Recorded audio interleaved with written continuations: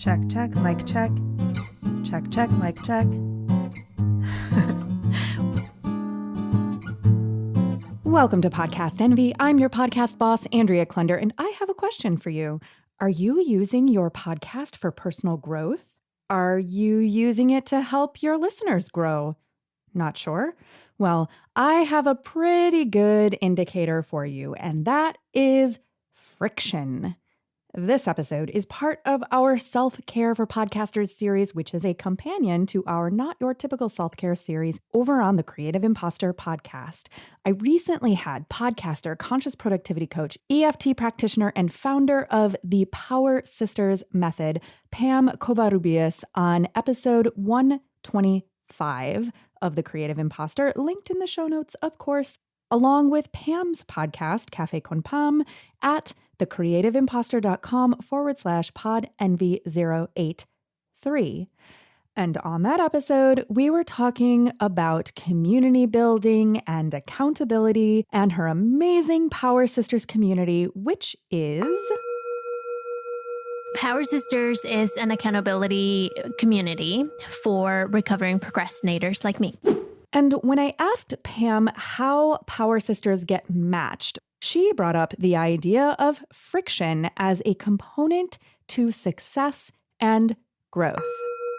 So you fill out a form that tells me about you, because it's not a random combination. It's an intentional combo. And you get paired up typically with someone completely opposite of you. So if I have a task-oriented person, someone who is really focused, then I'm going to pair you up with someone who's not. At first, internally, I was like, eek, no.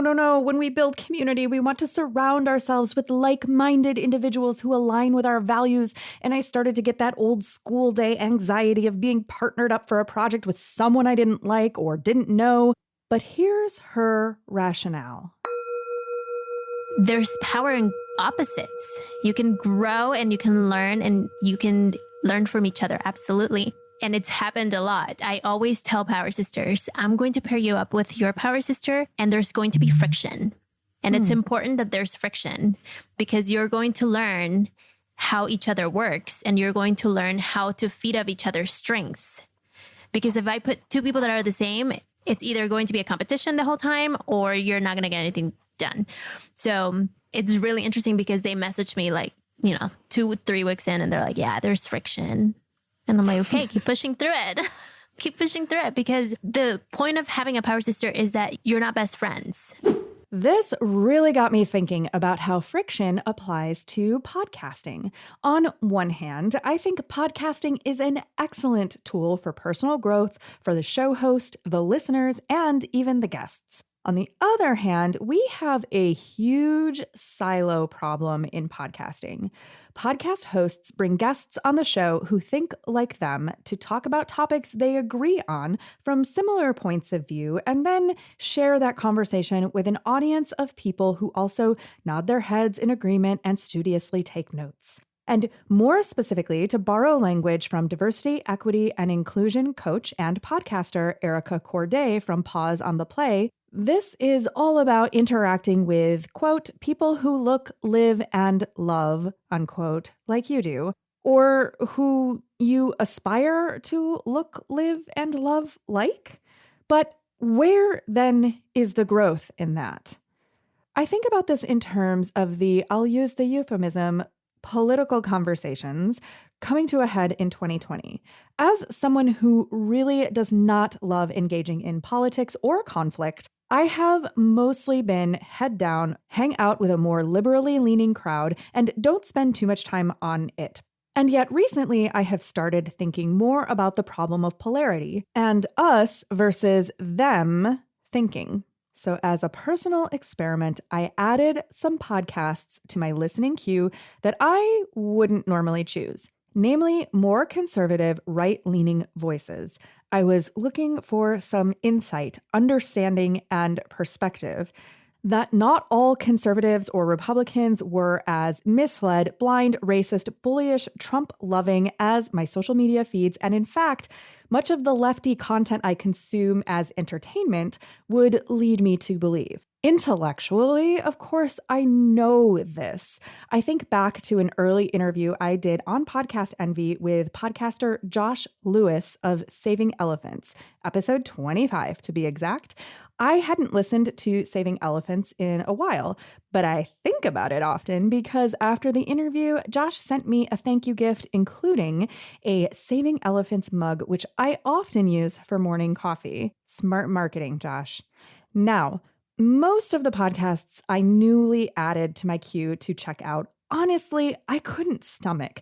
Some even brought up rage in me because I felt like they were way off base and spreading harmful, divisive disinformation. And so I went back to Josh because though I don't agree with every opinion he has, and I am not likely to vote Republican anytime soon, I do agree with some of his thinking. And he also does not agree with everything that has become popular rhetoric from the Republican Party. Hence, the premise of his show is in preserving true conservatism, which the party is not necessarily perfectly aligned with presently. And so I did listen to Josh's show recently, and it helped me frame certain ideas from an educated, rational, thoughtful, historical perspective. It challenges preconceived notions I may have had and gives me an opportunity to think about them critically so I can come to my own informed conclusions rather than blindly following the crowd. This is what I think of as useful friction. In fact, Josh is creating useful friction even amongst other conservatives by having unpopular opinions and pointing out areas in which he is not just going along with the flow and nodding yes. If you're curious, specifically, you can hear more about this in episode 75 of Saving Elephants, A Peaceful Transition of Power, and episode 74, Conserving Liberalism, linked in the show notes for you, of course. And with regard to those other shows that made me want to pound pillows, Pam says, this is where you insert boundaries.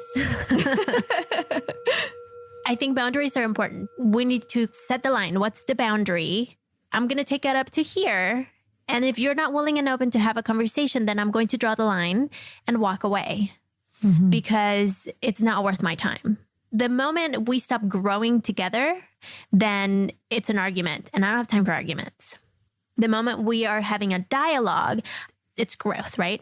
I have these conversations with my partner all the time. We're completely opposite. I'm the extrovert. I'm 80% extrovert. He's 80% introvert. So just to give you like how opposite we are. And we talk about really opposing things all the time. And the moment we know that your adrenaline is getting higher because you're like, we're not then we get to, okay, we're not understanding each other. This is time to stop this conversation. Let's cool it down and revisit when we're ready. So boundaries are important and choosing when it's time to walk away. Yeah. Because it's not a competition.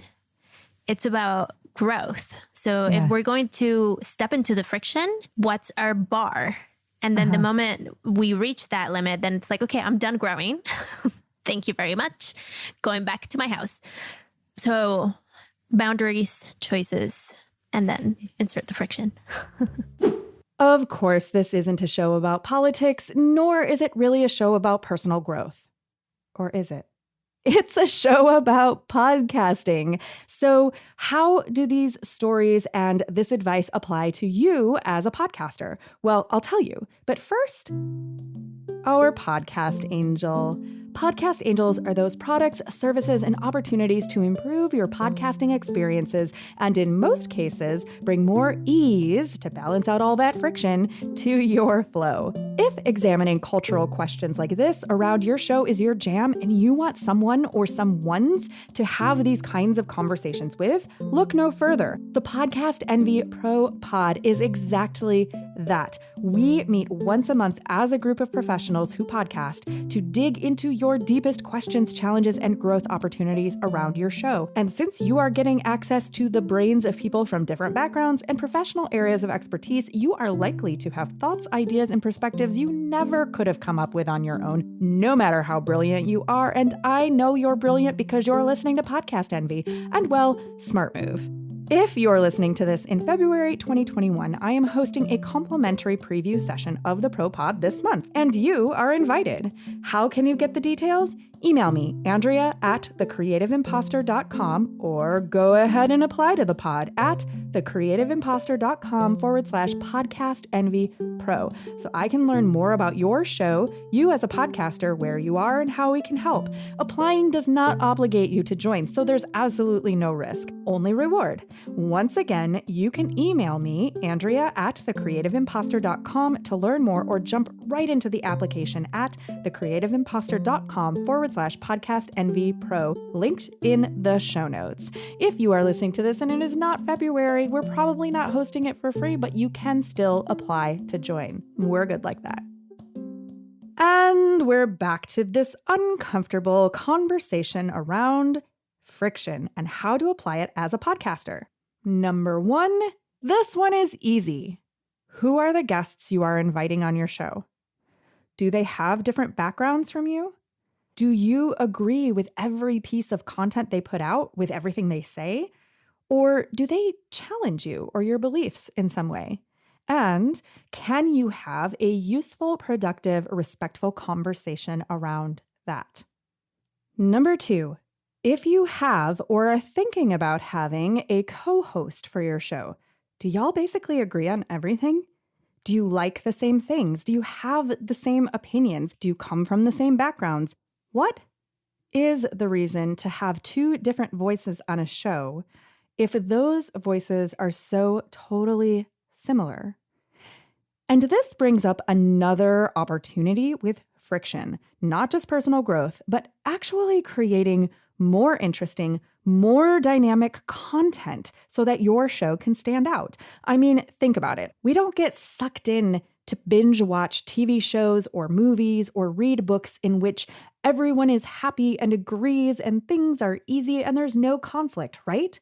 So why are our podcasts that way? I have one client, a nonprofit whose show I produce. It was originally co-hosted, and though the co-hosts work together in the same department at the same organization, they are from different generations, different ethnic backgrounds, different genders, different sexual orientations, different places in their career, and even had different personal goals for the podcast. With all of these differences, there were definitely moments of friction behind the scenes and in our recording sessions. And because we could all respectfully disagree, discuss, and then realign to our shared values and vision for the show, the content would always come out better for it. Number 3, this brings me back to guests and co-hosts, which is not the who of the question, but the what and how. What are you talking about in your episode conversations, and how are you approaching the content? In order to introduce functional friction, you don't necessarily need to bring on guests who you fundamentally disagree with, or even co-hosts who are the polar opposite of you. Even the people whom we love the most have opinions, stories, values, and experiences that may be completely different from ours. So how can you tease those out in conversation in a way that is enlightening, instructive, and engaging for you and your listeners? Allowing guests to simply get by speaking from their most common and comfortable talking points is not usually the best way to get a memorable interview, or even to create the best experience for your guest. Asking a guest something they've never been asked before, or respectfully challenging them on a point, requires, yes, more preparation and skill on your part as a host, but it can result in a more nuanced conversation that is more memorable for everyone involved. And we're not here to be mediocre podcast hosts, are we? Number 4, who is on your team? You may have a team of folks helping you produce your show, including producers, editors, audio engineers, production assistants, bookers, writers, sound designers, social media pros, marketing, or you may be a team of 1 managing to DIY the whole shebang. But even still, your team may include colleagues, advisors, trusted audience members, and superfans, mentors, consultants, coaches, or even a peer network. Are you surrounded by people who all hang on your every word, nod their heads, and applaud your every choice? Or do you have people who are willing to call your attention to things you may have overlooked, offer alternative approaches, give you open, honest feedback when you request it? Number 5. Ooh, did you hear that word I just dropped? Feedback? Ugh. This point is the worst. In fact, can we just strike the word feedback from our dictionary? Okay. Are you open to and available for feedback or even critique? I know there is a voice in my head right now saying, no, we just want to make what we want to make and be proud of what we accomplished and never show it to anyone lest they critique it. You know that voice, don't you? This point ties into trying new things, inviting different guests, having more challenging conversations, switching up the format, opening new topics on your show, even changing your theme music or visual brand or the way you share your content on social. Any changes at all to the status quo introduces friction and makes us vulnerable to feedback, whether that be explicit or implicit, like a dip in followers. But ultimately, usually, even if we end up needing to pivot again, the risk will be worth it. So, to tie this all back together, where and how can you insert friction into your show, into your process, into your conversations in a way that makes space for growth, for compelling content, for nuance, for critical thinking, for engaging storytelling, and even for clearer, more confident self-expression? I'd love to hear your thoughts on friction and podcasting. Email me, Andrea at thecreativeimpostor.com, DM me, or comment on this episode's thread on Instagram at thecreativeimpostor. Leave it in a review at ratethispodcast.com/envy, or join me in the Podcast Envy Pro Pod, linked in the show notes. And let's close this episode out by hearing one more time from the instigator of this entire episode, Pam Covarrubias. I personally love friction. I'm a disruptor by nature. I learned to walk into spaces and start speaking Spanish, for example, or show up into virtual events or even in person and say, my name is Pam Covarrubias, and you're going to learn how to say it because that's my name, you know? and that's something that's in me that I've learned because I didn't have a voice for a long time internally. So that's why my goal and intention for my life is to help women find their voice. One way is to develop that with friction, because when you are deferring, whether it's an opinion, in lifestyle, et cetera, you have to use your voice to say, no, not quite there where you are. And let's explore why, right? And so friction allows for a lot of growth if you're open to it. Podcast Envy is produced by your podcast boss, Andrea Klunder. That's me. The Podcast Envy theme music is by Valentin Sosnitsky, courtesy of the Free Sound Project at freesound.org, and our podcast Angel music is by Benjamin Mastropolito, also on freesound.org as Lemon Cream. All music is licensed under the Creative Commons. Our episodes are mixed by Edwin Ruiz, and hey, if you want your show to sound as good as ours, hire us.